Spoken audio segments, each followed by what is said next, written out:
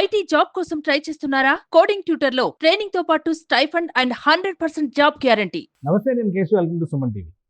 కొన్ని పరిణామాలు, కొన్ని సంఘటనలు జీవితాన్ని ఎటువైపు తీసుకెళ్తాయో, ఏ మలుపు తిప్పుతాయో ఎవరికీ అర్థం కావు. ముఖ్యంగా లంచం అనేటువంటి భూతం పాలిట పడితే కుటుంబాలే కూలిపోయేటువంటి పరిస్థితి వస్తుంది. వేల మంది, లక్షల మంది పోటీ పడే ప్రభుత్వ ఉద్యోగాల్లో తమదైన శైలిలో విజయ కేతనాన్ని ఎగురవేసినటువంటి వ్యక్తులు లంచానికి బలై ఏకంగా కుటుంబాలనే నాశనం చేసుకుంటున్న పరిస్థితి వస్తోందా? వారి మానసిక స్థితి ఆ సమయంలో ఎలా ఉంటుంది? దీనికి ఒక తాజా ఉదంతంగా కనిపిస్తోంది. తహసీల్దార్గా పనిచేసి, గతంలో షేక్పేట తహసీల్దార్గా పనిచేసి అవినీతి కేసులో ఇరుక్కుపోయి పూర్తిగా కుటుంబాన్ని నాశనం చేసుకునేటువంటి సుజాత గారి లైఫ్ గురించి తెలిస్తే ఎవరైనా కానీ లంచం అంటే భయపడే పరిస్థితి వస్తుంది. నిజానికి ఇటువంటి ఘటనలు మనుషుల మానసిక స్థితిపైన, ప్రవర్తనపైన ఎలాంటి ప్రభావం చూపుతాయి? అసలు లంచానికి దూరంగా ఉండలేని పరిస్థితి సమాజానికి ఎందుకు వస్తుంది? ఎన్ని రకాల ఉదంతాలు కళ్ళ ముందే కనిపిస్తున్నప్పటికీ కూడా పద్ధతి మార్చుకోలేకపోవడానికి కారణాలేంటి? ఈ అంశాలను విశ్లేషించేటువంటి ప్రయత్నం చేద్దాం. మనతో పాటు ప్రముఖ సైకాలజిస్ట్ వీరేంద్ర గారు మనతో పాటు ఉన్నారు. ఆయన అడిగి మరిన్ని వివరాలు తెలుసుకుందాం. వీరేంద్ర గారు నమస్కారం. వీరేంద్ర గారు, ఈ ఇన్సిడెంట్ ఒక ఉదాహరణ. ఎందుకంటే లంచం ఎంత పెద్ద భూతం కనపడకపోవచ్చు కానీ, బట్ ఉదాహరణలు చూసినప్పుడు మాత్రం అది తీసుకొచ్చేటువంటి వైపరీత్యాలను ఈజీగా అర్థం చేసుకోవచ్చు. సో ఈ షేక్పేటకి సంబంధించి ఒక స్థాయిలో పనిచేసినటువంటి అధికారినిగా తర్వాత మలుపులు తిరిగినటువంటి జీవితం, చివరికి ముగింపు ఏ విధంగా జరిగింది? ఈ ఉదంతం నుంచి మనం అర్థం చేసుకోవాల్సింది ఏంటి? అంటే ముందుగా ఈ రోజు వినాయక చవితి కాబట్టి ప్రేక్షకులందరికీ వినాయక చవితి శుభాకాంక్షలు.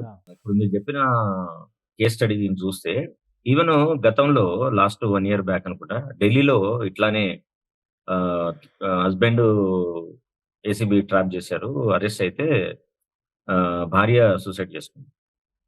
తర్వాత అంతకుముందు ఒక పిల్లవాడు ఇట్లే వాళ్ళ తండ్రి అరెస్ట్ అయితే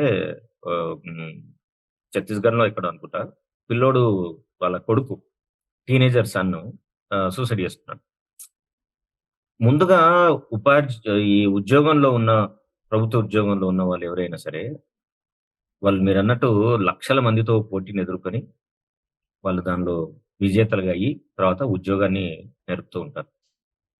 అయితే ఉద్యోగం వచ్చిన తర్వాత కొన్ని రోజుల వరకు చాలా మంది చాలా ఉత్సాహంగా ఎలాగైనా సరే I should give back to something to the society అనే ఒక ఆలోచనతోటి, ఒక మోరల్ వాల్యూ వాళ్ళను చాలా కాపాడుతూ వస్తుంది. అయితే ఉద్యోగం ధర్మం నిర్వహిస్తున్న క్రమంలో వాళ్ళు చాలా రకరకాలైన ఒత్తిళ్లు ఎదుర్కోవడం, తర్వాత వాళ్ళ అంటే ఉద్యోగాలు చేయకుండా వేరే పని చేస్తున్న వాళ్ళు, లేదు ప్రభుత్వ ఉద్యోగం చేస్తూ ఇంకొక వేరే డిపార్ట్మెంట్లో పనిచేస్తున్న వాళ్ళు సంపాదించే సంపాదన, వాళ్ళు ఆర్థికంగా ఎదుగుతున్న ఎదుగుదల, ఇవన్నీ కూడా కొంతమంది మీద విపరీతమైన ఒత్తిడి కలుగజేసి వాళ్ళు ఏ విలువలతో అయితే వాళ్ళ జీవితాన్ని గడపాలనుకున్నారో ఆ విలువల్ని సర్పాస్ చేసేసిన తర్వాత చుట్టుపక్కల వాళ్ళు కూడా వీళ్ళను చాలా రకరకాలైన కామెంట్స్ చేస్తారు. నీ ఉద్యోగం చాలా డబ్బు తెచ్చే ఉద్యోగం అట, నువ్వేం ఎందుకు చేస్తలేవు, నువ్వు ఇంతేనా, నువ్వు ఎందుకు పనికిరావా, నువ్వు ఉట్టి పాతకాలం మనిషివా, అరే నువ్వు అడగకు, వాళ్ళు ఇస్తున్నారు కదా, ఇచ్చినప్పుడు తీసుకుంటే ఏంటి, నువ్వు అడుగుతున్నావా ఏమన్నా, అయినా నీ ఉద్యోగ ధర్మం నువ్వు చేస్తున్నప్పుడే దానంతలది లక్ష్మి నీ దగ్గరికి వస్తుంటే ఎందుకు డినై చేస్తున్నావు? ఇట్లాంటి మాటలు కొన్ని వేల సార్లు విని ఓవర్ పీరియడ్ ఆఫ్ టైం వాళ్ళకు కూడా ఏమనిపిస్తుంది అంటే, నిజమే కదా, ఏమవుతుంది, ఇన్ని రోజులు నేను నిక్కచ్చిగా పనిచేశాను కదా, what is there, let me have once or twice చేసుకుంటే ఇంకా లైఫ్ అంతా నడిచిపోతుందిలే, నా నెలకు వచ్చే జీతానికి కనీసం ఒక 10 సార్లు ఎక్కువను, లేదు మల్టిపుల్స్ ఆఫ్ 20 times వస్తుంది కదా, ఒకసారి తీసుకుంటే ఏమవుతుంది అని ఎంతో మంది పట్టుకుంటున్నారు. మా బాస్ కూడా తీసుకున్నాడు ఎన్నోసార్లు, నేను తీసుకుంటేనే వచ్చిందా, ఈ కైండ్ ఆఫ్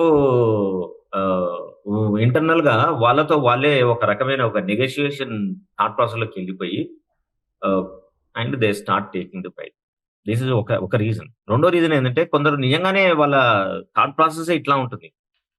మనం అంత నిజాయితీగా ఉండాల్సిన అవసరం లేదు, ఇప్పటి సమాజం అట్లా లేదు, ఇదంతా 1960, 1970 మోడల్, ఇట్లా నిజాయితీగా ఉండడం, లంచాలు తీసుకోకుండా ఉండడం, టైంకి రావడం, టైంకి పోవడం, ఆఫీస్ సంబంధించిన వస్తువులు ఏవి ఉపయోగించుకోకుండా ఉండడం, విలువైన వస్తువులు కొనుక్కోకుండా ఉండడం, ఇదంతా కూడా అవుట్డేటెడ్ ఐడియా. ఇప్పుడు ఏడాది పనిచేస్తుంది. ఇప్పుడు కాలానికి అనుగుణంగా మనము ఏది సమాజం డిమాండ్ చేస్తుందో మనం దానికి అనుగుణంగా ఆ ఎక్స్పెక్టేషన్స్ తీర్చే క్రమంలోనే మనం ఉండాలి అని వాళ్ళు లేటెస్ట్ గా ఏది అనుకూలంగా ఉంటే, ఏది వాళ్ళకు బెటర్ గా సమాజంలో ఉంటదో, అది డబ్బు పరంగా, ఆస్తి పరంగా మనని మనం ఎట్లా ప్రమోట్ చేసుకోవాలనో వాళ్ళు ఆ విలువలను తీసుకొని దే ట్రై టు గో. అట్లాంటి వాల్యూ సిస్టమ్ లో ఉన్న వాళ్ళకు ఈ లంచం తీసుకోవడం అనేది అది ఒక నేరంగా కనపడదు, ఒక ఇబ్బందిగా కనపడదు. నేను తప్పు చేస్తున్నా అని ఒక మోరల్ కంపాస్ కూడా వాళ్ళకు ఉండదు. And anything it comes in their way, just they take it. So ఇది మేజర్ గా ఏ, ఒక way of looking at hymns. ఇక పరిస్థితుల ప్రభావం తోటి మాత్రమే తీసుకోగలరు వాళ్ళు. నిజంగానే మానసికంగా కానీ ఆలోచన పరంగా కానీ ఎట్టి పరిస్థితుల్లో తీసుకోవద్దనే ఉంటారు. కానీ కొన్ని కంపల్షన్స్, కొన్ని సిచ్యువేషన్స్, కొన్ని ప్రెషర్స్ తోటి కొందరు బలవంతం చేసి తీసుకోవాల్సిన పరిస్థితి వచ్చిన వాళ్ళకి మాత్రం they have lot of stress. వాళ్ళు తీసుకున్న డబ్బు కొంచెమైనప్పటికీ బట్ వాళ్ళను చాలా కృంగదీస్తుంది.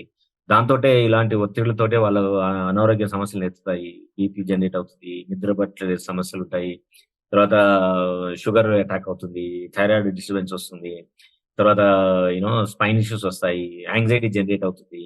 ఇవన్నీ సమస్యలు రావడానికి కూడా ఎక్కువ అవకాశం ఉంటుంది.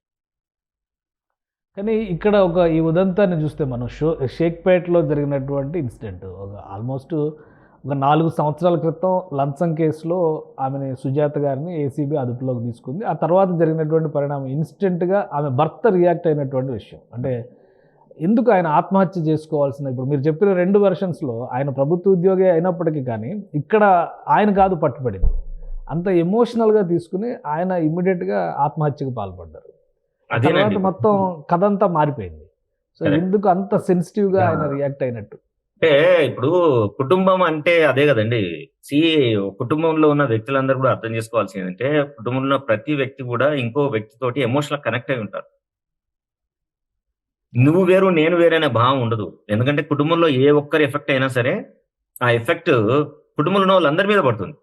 అది మానసికంగా పడుతుంది, ఆర్థికంగా పడుతుంది, సోషల్ గా పడుతుంది, ప్రైడ్ గా పడుతుంది, ఎమోషనల్ గా పడుతుంది. సో అన్ని రకాలైన ఎఫెక్ట్ ఆ కుటుంబంలో జీవించే ప్రతి వ్యక్తి మీద కూడా అపారంగా పడుతుంది. అది అందరూ కూడా అదే స్థాయిలో తీసుకోగలిగే మానసిక శక్తి, సంకల్పం అందరికి ఉండదు. సో అందుకోసమే కుటుంబంని ఎప్పుడైతే చాలా వాల్యూస్తో నడిపేవాళ్ళు, కుటుంబంలో ఏ చిన్న పొరపచ్చాలు కానీ డిస్టర్బెన్స్ వచ్చినప్పుడు అందుకే విపరీతమైన మానసికంగా కృంగుబాటు చెందుతారు. ఇప్పుడు మనకు చూస్తున్న పిల్లలకు వచ్చే ఎన్నో యాంగ్జైటీ ఇష్యూస్ కానివ్వండి, డిప్రెషన్ ఇష్యూస్ కానీ ప్రపంచవ్యాప్తంగా స్టడీ చేస్తే తెలిసేది ఏంటంటే, తల్లిదండ్రులు గనక ఇంట్లో ఒకరికొకరు అన్యోన్యంగా ఒక ఫ్రెండ్లీ ఎన్వైరన్మెంట్ లో ఒక సానుకూల దృక్పథంతో లేకున్నట్టయితే, నిరంతరం సంఘర్షణతోటి పోట్లాడుకుంటూ, తిట్టుకుంటూ, అబ్యూజ్ చేసుకుంటూ, ఒకరి పట్ల ఒకరికి నీచంగా మాట్లాడుకుంటూ అరుచుకుంటూ ఉంటే అది పిల్లల మొత్తం మానసిక స్థితి మీద, వాళ్ళ ఫ్యూచర్ మీద విపరీతమైన ప్రభావం పడ్డ కేసులు మనం చాలా చూసాం. ఇప్పుడు నేరస్తులుగా ఉన్న ఎంతో మంది పెద్దవాళ్ళ జీవిత చరిత్రలు వెనక్కి వెళ్ళి చూస్తే, జైల్లో ఉన్న వాళ్ళు, హత్యలు చేసేవాళ్ళు, ఇట్లా మ్యానిపులేట్ చేసేవాళ్ళు, తర్వాత చీట్ చేసేవాళ్ళు, గ్యాంబ్లింగ్ చేసేవాళ్ళు, వీళ్ళందరి యొక్క మానసిక స్థితిని చూస్తే దర్ ఆల్ చాలా డిస్టర్బ్ అయి ఉంటారు. చాలా కాన్ఫ్లిక్ట్స్ తోటి వాళ్ళ జీవితం గందరగోళంగా ఉంటుంది. ఎందుకు ఉంటుంది అట్లా అంటే, ద ఫస్ట్ ప్రైమరీ ఏజ్ లోపల, ఫస్ట్ 6-7 years లోపల తల్లిదండ్రులు ఇంట్లో క్రియేట్ చేసిన రక్కస్ అదంతా కూడా పిల్లలకి ఒక నెగిటివ్ స్ట్రెస్ బాగా క్రియేట్ చేసి జీవితం మీద, చుట్టుపక్కల సమాజం మీద విపరీతం ఒక ఏవగింపు జరుగుతుంది. వాళ్ళకున్న తల్లిదండ్రులతో ఉన్న సంబంధాలన్నీ కూడా చాలా అనుమానంతో, చాలా ఆవేశంతో, చాలా డిస్టర్బెన్స్ తోటి, వాళ్ళ మీద కోపంతో కలిగి ఉండి ఆ సేమ్ కోపం కాస్త సమాజం మీద రిపీట్ చేస్తారు. సో సమాజాన్ని పనిష్ చేయాలి, సమాజాన్ని దండించాలి, సమాజం బాగలేదు, సమాజం ఎప్పుడు కూడా మనల్ని మోసం చేయడానికి ట్రై చేస్తుంది అనే ఈ భావనలన్నీ కూడా తల్లిదండ్రులు వాళ్ళతో ఎట్లా ఉన్నారనే దాన్ని బట్టి సమాజాన్ని అంచనా వేసి సమాజం మీద కసి తీర్చుకునే క్రమం లోపల హత్యలు, నేరాలు, దోపిడ్లు ఇవన్నీ చేయడానికి ఎక్కువ అవకాశం. కాబట్టి కుటుంబంలో భార్య చేసిన అవినీతికి భర్త he might took that this is a biggest crisis he might underwent at that time. So friends కానివ్వండి, కుటుంబ సభ్యులు కానివ్వండి, లేదు బంధువులు కానివ్వండి, సమాజంలో ఉన్న వాళ్ళు కానీ అందరూ అంటారు కదా, నీ భార్యనే కదా డబ్బు తీసుకుంది, ఏం గురువు మస్తు సంపాదించినట్టున్నావు కదా, నీ సొంతంగా ఇంతవరకు సొంతంగా డబ్బుతో కొనుక్కున్న ఇల్లు కానివ్వండి, కారు కానివ్వండి, ఇంకే వస్తువులు అయినా సరే వెంటనే వాళ్ళు ఏం చేస్తారు, అందరూ తులనడం మొదలు పెట్టారు. ఇది కూడా అక్కడి నుంచి తెచ్చినావు కదా, ఇవన్నీ అట్లే కొనుక్కొచ్చినావు కదా అని. సో ఈ నిందను భరించడానికి అందరికీ చాలా అత్యున్నత స్థాయిలో సెన్సిటివ్నెస్ నుంచి దాటిపోయి చాలా స్ట్రాంగ్ గా ఉండగలిగే శక్తి అందరికి ఉండదు. సో దాంతో ఇన్ని అవమానాలు భరించి జీవించడం కంటే ఎక్కువ నేను ఉండాల్సిన అవసరం లేదు అని ఒత్తిడి గురై పాపం ఆయన చనిపోయింటాడు. ఆయన వృత్తిరీత్యా కూడా ఒక అసిస్టెంట్ ప్రొఫెసర్ కాబట్టి అవును. అది కూడా కొంత ప్రభావం చూపించడానికి అవకాశం ఉంటుంది. ఎందుకంటే రోజు పిల్లలకి ఆయన బోధించేటువంటి అనేక అంశాలకి ఇక్కడ పూర్తిగా విభిన్నమైనటువంటి వైరుధ్యమైనటువంటి సంఘటన జరిగినట్టుగా Correct. ఫీల్ అవ్వడానికి కూడా అవకాశం ఉంటుంది. ఎగ్జాక్ట్లీ అండి, ఎగ్జాక్ట్లీ. ఇప్పుడు ఎంతో మందికి మార్గదర్శకంగా ఉండే టీచర్ ఇంట్లోనే ఆయన భార్యనే ఇలాంటి తప్పుడు పనులకు చేస్తుంది అని అంటే నీ సేకి డెఫినెట్ గా there will be strong glow ఉంటది. నీ మాటలు ఎవరు వింటారు? నువ్వు చేంజ్ చేసుకుంటా, నువ్వు ఇంట్లో బయటకు వచ్చి మా నీతులు చెప్తున్నావులే అనే ఒక భావన, అది నిజంగానే సీరియస్ గా ప్రొఫెషన్ లో ఉన్న వాళ్ళు ఎవరు కూడా భరించలేరు. సో కానీ అయినప్పటికీ ఆయన చాలా తొందరపడ్డనే అనిపిస్తుంది. కానీ అంతటి స్ట్రెస్ ను ఆయన మనం ఊహించలేము. ఆయన ఎదుర్కొన్న ఒత్తిడి అది మనిషిని పూర్తిగా ఒక డిప్రెషన్ లోకి తీసుకెళ్లి మనిషిని పూర్తిగా లోన్లీ చేసి ఉంటది. ఆ లోన్లీనెస్ లో ఈ సమాజం నన్ను అంగీకరించదు. నేను కూడా సమాజంలోకి ధైర్యంగా స్వేచ్ఛగా వెళ్ళి నేను చెప్పాలనుకున్న విషయం కానీ, నేను అనుకున్న మాటలు కానీ పిల్లలకు కానీ నేను చెప్పలేను. వాళ్ళందరికీ కూడా నా పట్ల ఏ అభాయం ఉంటుంది, నన్ను ఈ సమాజం రిజెక్ట్ చేస్తుంది అని ఇట్లాంటి నెగిటివ్ ఇంటర్నల్ డైలాగ్ చేసుకోవడం వల్లనే మనిషి ఇక నాకు జీవించడానికి అర్హత లేదు, నేను చనిపోవడమే బెటర్ అనే ఒక నెగిటివ్ థాట్ లోకి వెళ్ళిపోయి మనిషి పూర్తిగా డిస్ట్రాక్ట్ చేసుకుని ఉంటాడు ఇన్సైడ్. అందుకోసమే సూసైడ్ చేసుకుంటేమో అనిపిస్తుంది. రైట్.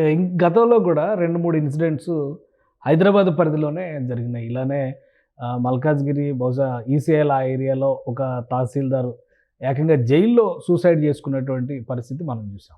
అయినా కానీ ప్రతిరోజు లేదా వారానికి కనీసం ఒక కేసు అయినా కానీ ఏసీబీకి సంబంధించి తెలుగు రాష్ట్రాల్లో, ఒక తెలంగాణనే కాదు తెలుగు రాష్ట్రాల్లో, దేశంలో కూడా ఉండొచ్చు, బట్ తెలుగు వాళ్ళని మనం ఎక్కువగా చూస్తే రోజుకి కనీసం ఒక కేసు అయినా నమోదయ్యేటువంటి పరిస్థితి వస్తుంది. ప్రభుత్వ ఉద్యోగాల్లో ఉండేవాళ్ళు ఎందుకు దీని నుంచి బయటపడలేకపోతున్నారు? వాళ్ళకి ఇచ్చేటువంటి మామూలు ప్రైవేట్ ఉద్యోగాల కంటే కూడా ప్రభుత్వ ఉద్యోగాల్లో చాలా ప్రొటెక్షన్ ఉంటుంది. ఒకవైపు శాలరీ పరంగా కావచ్చు, తర్వాత అదర్ బెనిఫిట్స్ పరంగా కావచ్చు, రిటైర్మెంట్ అడ్వాంటేజెస్ పరంగా కావచ్చు. అందుకే కదా అందరూ ప్రభుత్వ ఉద్యోగాన్ని కోరుకుంటారు. కానీ ఉద్యోగంలోకి వచ్చిన తర్వాత ఎందుకు ఈ పెడదారిలోకి వెళ్లాల్సిన పరిస్థితులు వస్తున్నాయి వాళ్ళకి? అంటే ఉద్యోగం వచ్చిన తర్వాత కాదండి, ఉద్యోగంలో లేని వాళ్ళు కూడా మనం వారిని కన్సిడర్ చేయమో కావచ్చు, కానీ ఎక్కువ మనీ సంపాదిస్తేనే సమాజంలో గుర్తింపు, నువ్వు సక్సెస్ అయ్యావు అనే ఒక భావన, మన ఒక రాంగ్ వాల్యూ సిస్టమ్ ఈ సమాజంలో రుద్దబడి. కాబట్టి ఇప్పుడు మీరు 8th 9th క్లాస్ పిల్లల దగ్గరికి వెళ్ళి ఏంటి నువ్వు పెద్ద అయినాక ఏం చేద్దాం అనుకుంటున్నావు అని అంటే మేము చాలా డబ్బు సంపాదించాలని. ఇప్పుడు ఈ ఎగ్జామ్స్ ముందు కానివ్వండి, అకాడమిక్ ఇయర్ స్టార్ట్ అయినప్పుడు నేను కాలేజీలకు స్కూళ్ళకి వెళ్ళి పిల్లలకి ఓరియంటేషన్ సెషన్స్ జరుగుతాయి. అంటే ఇంజనీరింగ్ పిల్లలు అయితే ఇంజనీరింగ్ ఎడ్యుకేషన్ ఎట్లా అర్థం చేసుకొని తను ఇంటర్నల్ గా ఏ రకంగా తను స్కిల్స్ ఇంప్రూవైజ్ చేసుకుంటే తను ఈ 4-5 సంవత్సరాల లోపల గొప్పగా తను రాణించగలడు అనే విషయాల మీద ట్రైన్ చేస్తుంటారు. అప్పుడు అడిగితే అందరూ అదే అంటారు, I want make big money, I want have a luxury life. ఈ లగ్జరీ లైఫ్ అనేదే గోల్ అయిపోయింది. సో నేను ఇప్పుడున్న సమాజం విలువ ఏంటి? 30 సంవత్సరాలు దాటి 35-40 లోపలనే నువ్వు ఒక పెద్ద 3 bedroom ఫ్లాట్ కొనుక్కోవాలి, ఒక హై ఎండ్ కార్ కొనాలి, కనీసం సంవత్సరం ఒకసారి ఫారిన్ ట్రిప్లు వేయాలి, పాష్ హోటల్లో ఏదైనా పార్టీలు ఇవ్వాలి. ఇట్లాంటి ఒక unhelpful value system market design చేసి, సో మనం అందరం కూడా తెలియకుండానే మార్కెట్ క్రియేట్ చేసే ఎక్స్పెక్టేషన్ లోపల మనం ట్రాప్ అయిపోతాం. వాళ్ళ జీవితం ఎంత వేగంగా జరిగిపోతుందంటే నేను చేసే పని మంచిదా చెడా, నేను దీన్ని ఆలోచించుకోవాల్సిన అవసరం ఉందా లేదా అనేది వదిలేసి ఎవరో కొంతమంది సృష్టించిన వాల్యూ సిస్టాన్ని మనం ఓన్ చేసుకొని మన జీవితంలోకి దాన్ని అప్లై చేసుకునే క్రమం లోపల చాలా మంది ఇట్లాంటి చెడు మార్గాలు పట్టేందుకు ఎక్కువ అవకాశం ఉంటుంది. కానీ మనీ అనేది ఇప్పుడు ఒక స్కేల్ అయిపోయింది కాబట్టి ఆ స్కేల్లో నేను కూడా నిలబడాలి, నేను కూడా ఒక మనిషిగా ఉండాలి, నేను డబ్బు బాగా సంపాదిస్తేనే నా పీర్ దృష్టి లోపల నేను సక్సెస్ఫుల్ అయినా అనే ఒక భావన వాళ్ళకి కలిగించడానికి నేను రెడీగా ఉన్నాను అనే ఆలోచన ఉన్నది. కాబట్టి వాళ్ళకి తెలియకుండానే వాళ్ళు అలాంటి ట్రాప్ లో పడతారు. ఆ ట్రాప్ లో పడ్డప్పుడు వాళ్ళు ఏమనిపిస్తుంది అంటే వాళ్ళతో వాళ్ళు ఏం మాట్లాడుకుంటారంటే, నేను ఒక్కసారి చేస్తే ఏమైందబ్బా, ఏముంది మళ్ళీ నెక్స్ట్ టైం చేయగదా, ఒకసారి చేస్తే అయిపోతుంది, లైఫ్ సెటిల్ అయిపోతుంది, మనం మళ్ళీ మళ్ళీ చేయాల్సిన అవసరం ఉండదు. నేను ఒక్కని చేస్తున్నానా? ద బిగ్గెస్ట్ స్టేట్మెంట్ వాళ్ళని వాళ్ళు అందులో కూరుకుపోవడానికి చేసే స్టేట్మెంట్ ఏంటంటే, నేను ఒక్కని చేయట్లేదు, అందరూ చేస్తున్నారు. సో అందరిలో నేను గుంపులో గోవింద వాట్ ఈస్ దేర్ అని ఈ జనరలైజ్ నార్మలైజేషన్ స్టేట్మెంట్ చేసుకొని అందరూ తెలియకుండానే అలాంటి పనిలోకి వెళ్ళిపోయి ఇట్లాంటి డిస్టర్బెన్స్ తెచ్చుకొని పాపం వాళ్ళని వాళ్ళు డిస్టర్బ్ చేసుకోవడం, వాళ్ళతో ఉన్న కుటుంబ సభ్యులందరినీ కూడా డిస్టర్బ్ చేయడం పరిస్థితి జరుగుతుంది. కానీ ఒకటి మన ప్రస్తుతం ఉన్నటువంటి సిస్టంలో ఈ హైదరాబాద్లో కేసెస్ మనం చూస్తే విపరీతంగా కన్స్ట్రక్షన్ యాక్టివిటీ పెరగడం, తహసీల్దార్లు కానీ ప్రధానంగా ఎంఆర్ఓ కార్యాలయాల్లో పనిచేసేటువంటి సిబ్బందిని వద్దన్న వరించేటువంటి లంచాలు పెరిగిపోయాయా? దీనిపైన ప్రభుత్వాల బాధ్యత ఏంటి? ఏంటంటే అటు నియంత్రించేటువంటి అవకాశం లేకుండా ప్రోత్సహించేటువంటి పరిస్థితులు కూడా ప్రభుత్వంలో ఉన్న కొందరు చేస్తున్నారనేటువంటి విమర్శ ఉంది. వారు ఇస్తున్నారు కాబట్టి మేము తీసుకుంటున్నాం అనే రీతిలో వీళ్ళు వెళ్ళడం, మళ్ళీ అదే ప్రభుత్వ అధికారుల రైడ్స్లో దొరికిపోవడం, ఆదాయానికి మించినటువంటి ఆస్తుల కేసులు కనబడడం. సో వీటిని చూసినప్పుడు మన సిస్టంలో లోపం ఉంది అనుకోవాలా, లేదా దీన్ని సరిచేసే ప్రయత్నం చేయకపోగా ఎవరికి వారు పెంచి పోషిస్తున్నారు అనుకోవాలి? లేదండి, యాక్చువల్గా ఆ ట్రైనింగ్ ఏదో ఇప్పుడు కాదు ఇచ్చేది. డ్యూరింగ్ అవర్ ఎడ్యుకేషన్ మనం స్కూల్లో ఉన్నప్పుడే మనం ఎలాంటి విలువలతో ఈ సమాజానికి వెళ్ళాలి, సమాజంలో ఉన్నప్పుడు మనం ఎలాంటి విలువలతో మనం జీవించాలి, ఈ ప్రభుత్వ ఉద్యోగంలో ఉన్నవాడు కానీ ఏ ఉద్యోగంలో ఉన్నా సరే నీ రోలు నువ్వు ఎంత ఎఫెక్టివ్గా నువ్వు కమ్యూనికేట్ చేయాలి, నువ్వు ఎంత ఎఫెక్టివ్గా ఎగ్జిక్యూట్ చేయాలి అనే విలువల్ని మనం పిల్లలకు బోధిస్తే అప్పుడు ఈ తప్పుడు ఆలోచనలు కానీ తప్పుడు విధానాలు చేయడం వల్ల అది నాకే కాదు, నా కుటుంబానికి, నా సమాజానికి, నా ప్రభుత్వానికి, నా ప్రజలందరికీ నేను అన్యాయం చేసిన వాడిని అవుతాను. కాబట్టి నేను అట్లా చేయకూడదు అనే ఒక విలువల్ని మనం ద ప్రైమరీ ఏజ్ లోంచే మనం ఇంట్రడ్యూస్ చేస్తే ఇప్పుడు ఏసీబీ ట్రాపులు పెట్టడం, తర్వాత ఏంది రైడ్లు చేయడం, ఇవన్నీ ఏమి ఉంటాయండి, డెఫినెట్ గా ఉన్నాయి. కాబట్టి అట్లాంటి విధానాన్ని మనం ప్రోత్సహించే పద్ధతిలో సమూలంగా మనం మార్పులు తీసుకొస్తే బెటర్ వేయడానికి 100% ఛాన్స్ ఉన్నాయి. ఉండకపోవడం అంటూ ఒకసారి అపాయింట్మెంట్ అయిన తర్వాత ఈ ప్రభుత్వం జనరల్గా ఏంటంటే ప్రైవేట్ సంస్థల్లో వాటిలో రీఓరియంటేషన్ క్లాసెస్ లాంటివి, అంటే ఈ రుజువర్తన ఎలా ఉండాలి, నిజాయితీగా ఎలా పనిచేయాలనేటువంటి వాటిపైన క్లాసెస్ చెప్పడం, అట్లాంటివి మీరు సైకాలజిస్ట్గా చాలా చోట్ల మీరు వెళ్తూ ఉంటారు, లెక్చర్స్ అవి ఇస్తుంటారు. ప్రైవేట్ సంస్థల్లో చాలా పెద్ద ఎత్తున, ప్రభుత్వ కార్యాలయాల్లో కానీ ప్రభుత్వ వ్యవస్థల్లో కానీ ఇలాంటి ఓరియంటేషన్స్ అసలు ఉన్నాయా? తప్పు జరిగే వరకు వెయిట్ చేసి ఉన్నాయండి, ప్రభుత్వ సంస్థలు కూడా ఉన్నాయి. కానీ వాటిని ఏం చేసినంటే అప్రిషియేట్ చేయాల్సింది ఏంటంటే గవర్నమెంట్స్ ఈ మనిషి యొక్క ఆలోచన విధానాన్ని నిరంతరం పెంపొందించుకోవడం, అది అవసరం ఉందని గుర్తించే గత 20 years నుంచి వాళ్ళకు ట్రైనింగ్ క్లాసులు అవుతుంటాయి. కావని కావు, కానీ వాటిని అంత సీరియస్ గా తీసుకునే పద్ధతిలో ఉండదు. ఇప్పుడు నేను ఒక సెషన్ చేసిపోతాను, చేసిన తర్వాత వాళ్ళకు అసెస్మెంట్ ఉండాలి కదా, నువ్వు ఏ ఏరియాలో నువ్వు ఇంప్రూవ్ అయ్యావు, నువ్వు నిజమే నువ్వు ట్రైనింగ్ తీసుకొని వచ్చినావు, ట్రైనింగ్ తీసుకొని వచ్చిన తర్వాత నీ ప్రవర్తనలో కానీ నీ ఆలోచనలో కానీ నీకు ఎక్కడెక్కడ మార్పులు నువ్వు తీసుకొచ్చావు, ఎక్కడ ఇంకా లేదు అని ఒక ఆడిట్ లేదు మన దగ్గర. And we're not answerable to anybody also. Attend అయినావా, అటెండెన్స్ ఉందా లేదా, ఓకే, దెన్ అది వాళ్ళ బేసిక్ ప్రమోషన్ లిస్ట్ లోపల అవును ఎన్ని క్లాసులు అటెండ్ అయినా, ఎన్ని ట్రైనింగ్ ప్రోగ్రామ్స్ అటెండ్ అయినా, okay, then is eligible for the promotion అన్నట్టు ఉంటుంది. కానీ అట్లా కాదు. యాక్చువల్గా అయితే ఏంటంటే మనము ఒక మనిషి ట్రైన్ తీసుకొని వెళ్ళిన తర్వాత వచ్చే కంటే ముందేంది ట్రైనింగ్ తీసుకున్న తర్వాత పోయేటప్పుడు ఎలాంటి ఎలిమెంట్స్ తనలో ఇంప్రూవ్మెంట్ అయినాయి, ఏ ఆలోచనల విధానంలో మార్పులు వచ్చాయి, వచ్చిన తర్వాత ఆఫీస్కి వెళ్ళిన తర్వాత ఇలా నేర్చుకున్న ఇన్పుట్స్ ని ఎట్లా తను అప్లై చేస్తున్నాడు. సో మనం దాన్ని ఆడిట్ చేయాలి, అకౌంటబుల్ చేయాలి.